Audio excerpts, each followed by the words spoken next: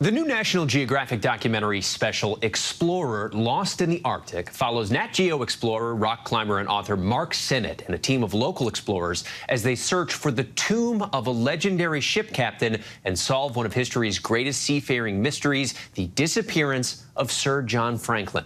It sounds like it's out of Indiana Jones, but it's real. In 1845, Sir John Franklin set off from England with 2 ships and 129 men in hopes of being the first to navigate the Northwest Passage. But Franklin's ships vanished without a trace, sparking decades of expeditions in search of them. Let's take a look. Crossing the maze of icebergs in Baffin Bay was the first real test Franklin and his men faced on their voyage into the unknown. This is part of the reason why I wanted to sail to King William Island, to be faced with some of the same decision points that Franklin was 175 years ago. Compelling. Joining us now, Mark Synnott. Thanks so much for being here, Mark. How you doing? Hey, I'm doing well. Thanks for having me. You know, I think a lot of people would say if this is a passageway where boats disappeared, perhaps I shouldn't take a boat down it. But it compelled you to do just that. Why is that? Well, I guess I just love going on adventures. That's kind of what I've been doing for my whole life. And I'm just one of those people where I get an idea, certain ones, they just get under my skin, and then I cannot stop thinking about them. The Northwest Passage was kind of like that. I mean, this is a mystery that goes back to 1845. And it's puzzled historians for decades who haven't been able to figure it out. Where do you even start with a mystery like this?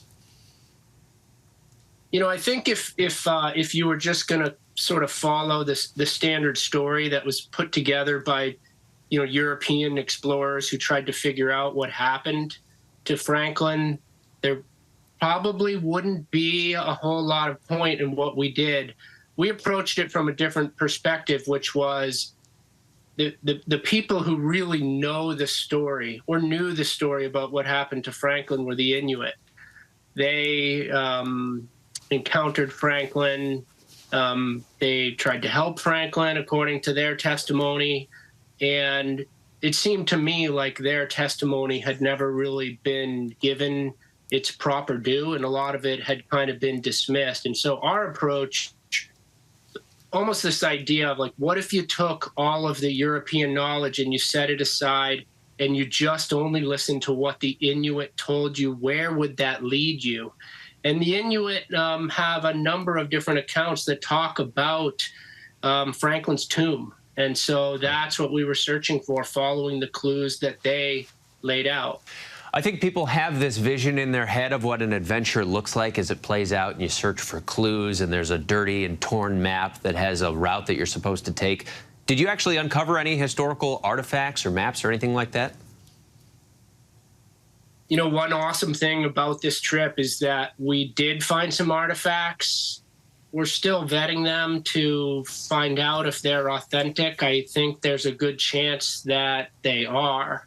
We found a brass steam fitting, which may have been from the engine on the Erebus or the Terror.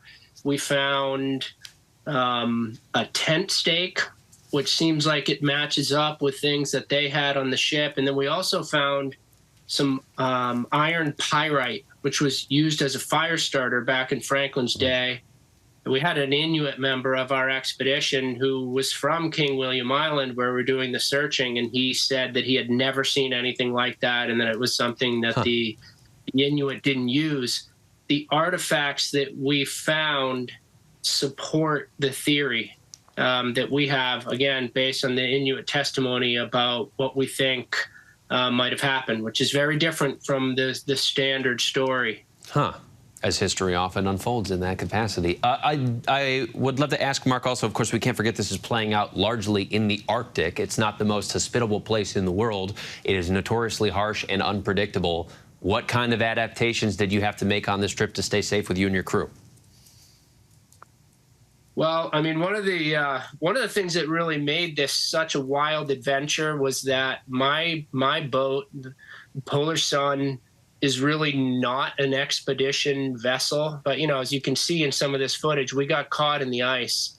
and our hull wasn't really designed for that. So that's part of what made it sort of hair-raising. And even though the Arctic is melting and it's much easier to make it through the Northwest Passage now than it was in Franklin's day, there's still a lot of ice. And we got caught in it for about 9 days and had to fight really hard to save the ship. That was the part that I was referring to when I was talking about how things got a little too real. I wanted to follow in Franklin's footsteps, but I didn't really want it. I don't want it to get that close to what they experienced. Not that last footstep. And I believe I also saw in that footage some seasickness too, Mark. It's good to know that even adventurers can get a little bit sick at sea. Mark Synnott, thanks so much for joining us.